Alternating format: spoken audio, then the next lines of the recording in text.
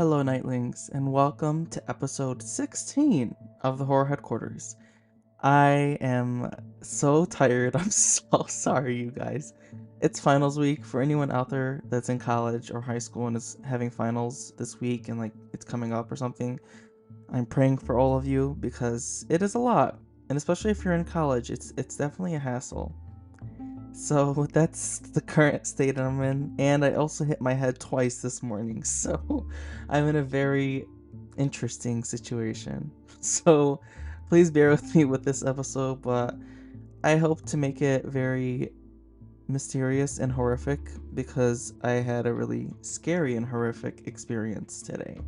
And it all started today at 3 a.m. in the morning.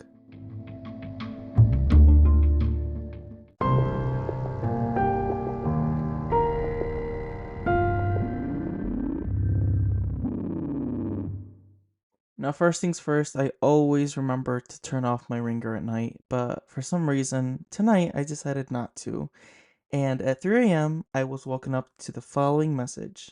It explained how my police department is looking for a missing endangered subject who walked away from a mental health facility. And it says that they suffer from schizophrenia and they're bipolar, and obviously like to contact the police department if you find any information or know of the whereabouts of this person. Now, first of all, this happened at 3 a.m., which is scary. And I just want to start by saying I am not trying to get views from talking about someone's mental capabilities. I don't know how to put it into words, but I'm not trying to make fun of anyone. It's just weird that I got this at 3 a.m. and then I proceeded to have a weird rest of the day.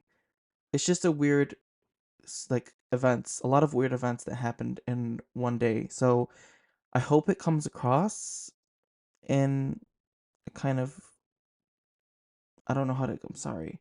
I just don't want it to come across in a bad way. I don't want it to come across as if I'm making fun of this person or I'm using this for views or I'm insulting people that have mental health issues because I'm not. That is not the goal of this.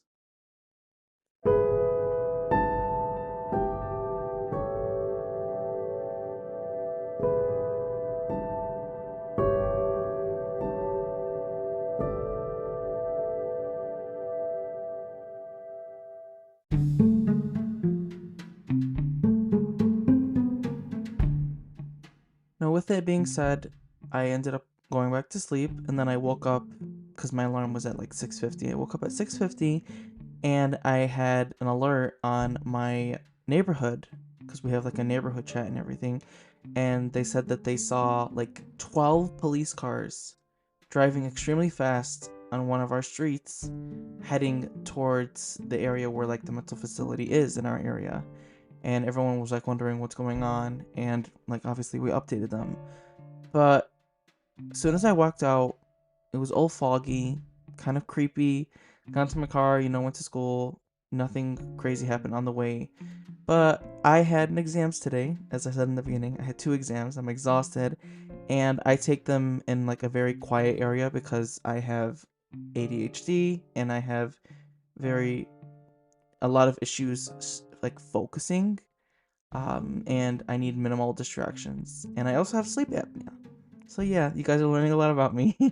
But anyways, I went into this testing facility, taking my exam and all this stuff, and suddenly I hear a bunch of loud footsteps taking place in the lobby of where I was taking the exam. Obviously, they take you into a separate room to take all the exams, but you just hear these loud footsteps and you hear a radio going off. And I'm like, okay, maybe it's just a security guard looking around or something, probably doing a check or something. But then I heard multiple voices, and then I kind of made out what they were saying in the radio, and I was purely terrified.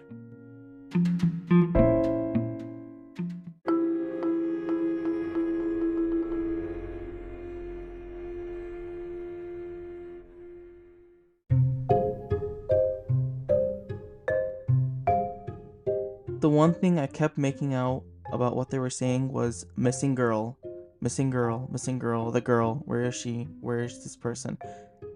And I'm wondering if it was the same person that was reported at 3 a.m., like with the text, but it couldn't be, being that my campus is 30 minutes away from where the situation was taken care of, like where it was taking place. So obviously I was distracted. I hope I did good in my exams as a result. But it was just really creepy because I just kept hearing the radios and they kept intensifying, and you keep hearing officers talking in the hallways saying that they want to come into the room where I was studying to look around and all this stuff. It was just a really weird experience. I'm like, okay, this is not normal. Um, they ended up coming in, walking to every person's table very quietly. At least they tried to. I mean, obviously they wear a lot of gear and everything, but all you hear on the radio, we're still looking, we're still looking. Anything yet? Anything yet? It's like, come on, man. Like, we're taking exams. Like, I hate distractions already, but for some reason I was really like interested in the story. So as soon as I finished my exam, I went in the lobby and like they were all gone, and I was asking the people at the front desk, I'm like, do you guys know what's going on? And they said no, we weren't allowed to listen. We had to go into one of our offices while they were discussing everything. So they were clueless as well, and I tried telling them what I heard, but it, I don't know, it was just really weird. But it doesn't stop there. It never stops there with me. I have a really weird life, if that hasn't hit you guys yet.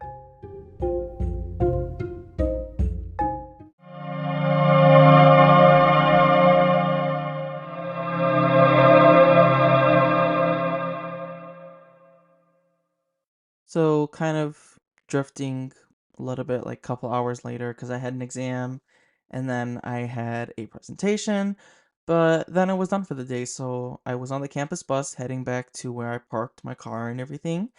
And we're just driving along. And then I look out the window and I see a person standing in the middle of the street looking at a building, like looking at one of the buildings on campus. It was so weird.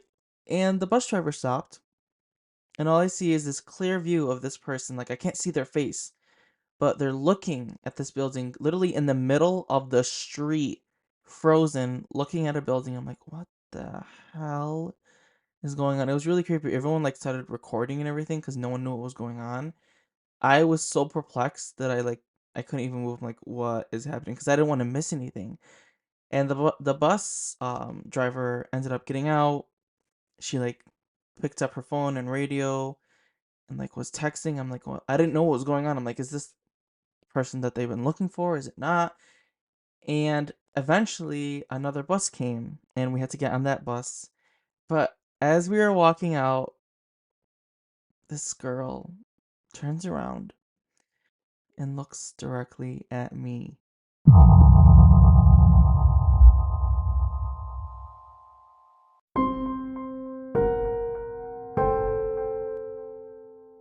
Now, like, did a very uncomfortable, like, smirk, like a smile, like, to kind of, like, break the ice.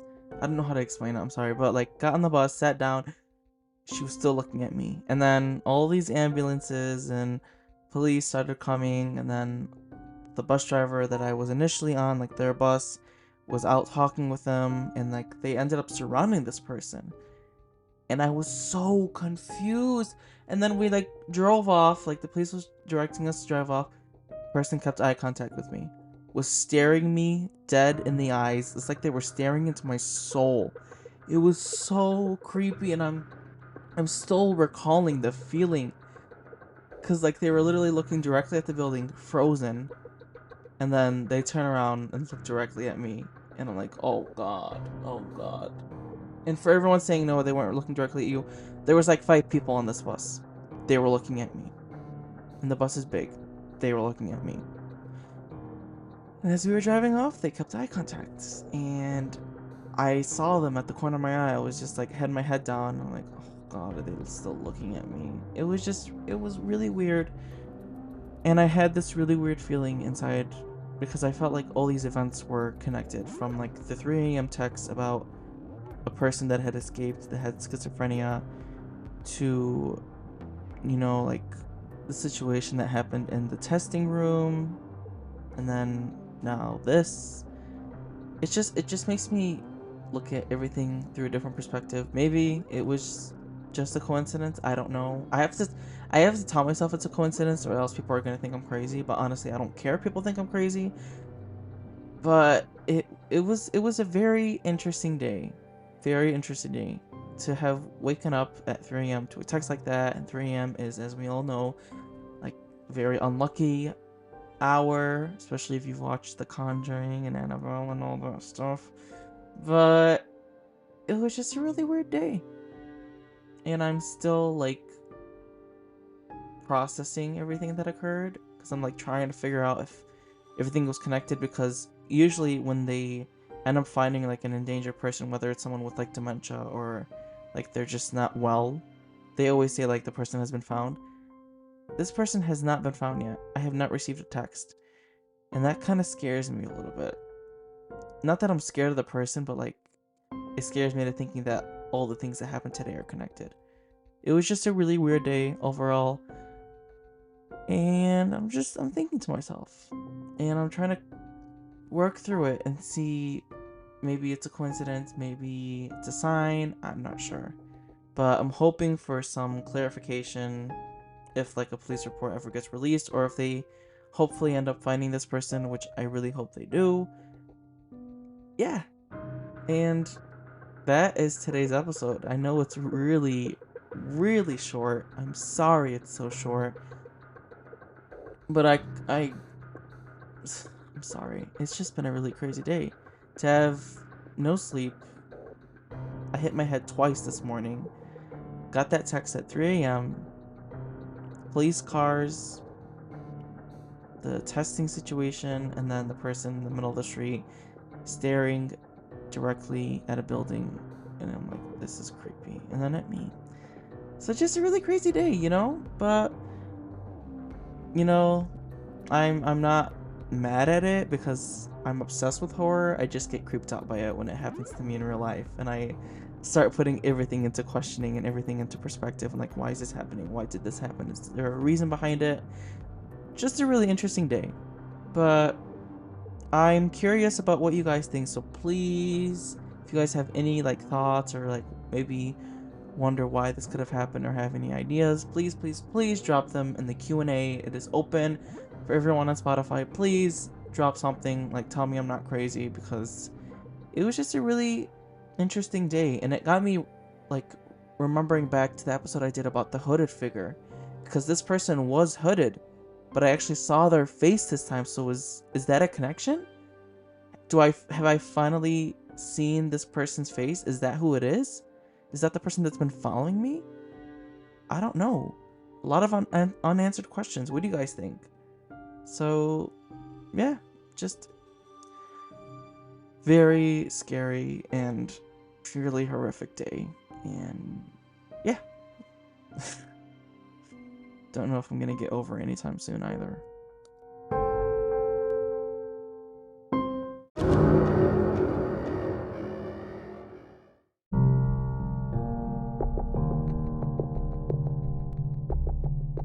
Alright, it is time to discuss the poll results from the previous episode of the Horror Headquarters, which was the Lizzie Borden case. If you guys haven't given that episode a listen yet, please go check it out.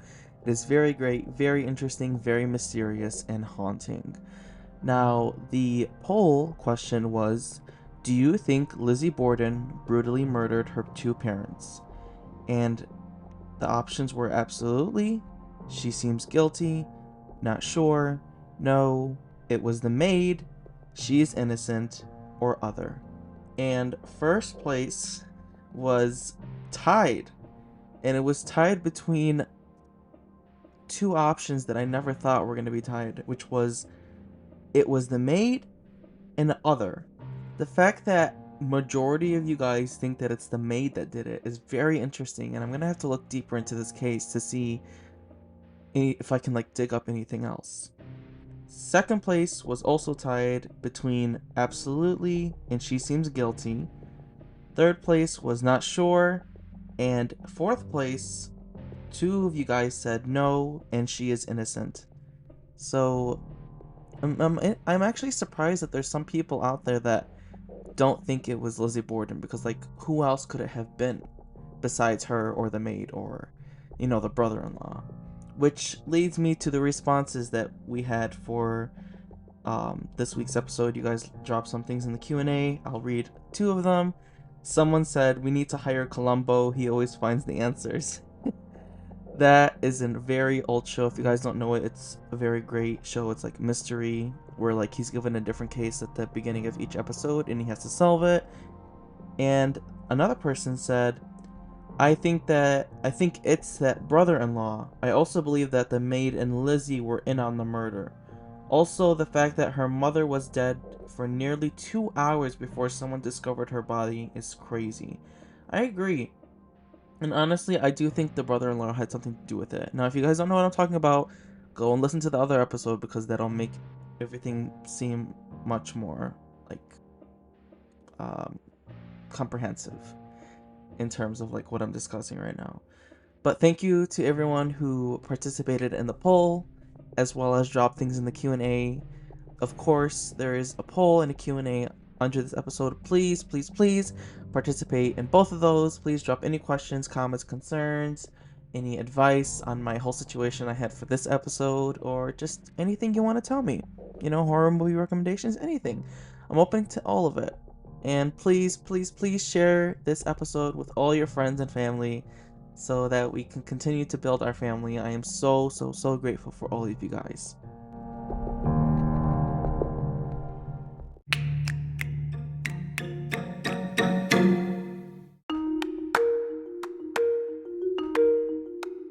You blinked. That is the end of episode 16 of the Horror Headquarters. This was a very weird episode, and I'm like still having weird thoughts and feelings about everything I experienced today, so I apologize for this episode being so short, or excuse me, shorter than normal. I don't know. I'm going through a lot with what's going on today. I mean, I'm okay. Mentally, I'm okay. It's just a lot to take in. Maybe, I'll do a follow-up episode if I ever figure out what actually happened. But I am happy to always give my thoughts on things that happen in my crazy life. Hence why I literally created this podcast for, because I go through the craziest experiences and I actually have someone to talk to about it with. So I really appreciate you guys for listening and, just dealing with my craziness, because I love doing it. I love creating this podcast. I love everything about it. It just makes me feel inspired, motivated to continue moving forward. It helps me learn more about voiceover, because I also want to be an actor, so I'm training my voice. I'm improving my speech. I'm trying not to stutter as much because I do stutter a lot. So I'm so grateful. So thank you guys for listening. Please follow us on Instagram at the Horror Headquarters, as well as on Twitter at the Horror HQ. And we also have our website up. If you guys don't remember, it is also linked below in the description. Please sign up for our newsletter and make sure to check out our page because we have a lot coming soon. I am wearing, of course, my favorite shirt of all time, which is the Horror Headquarters shirt. It is my favorite. But thank you guys. Thank you, thank you, thank you, thank you. Good luck with all your finals that you guys have.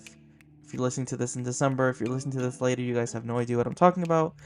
But until next time, tread very lightly and pray for forgiveness.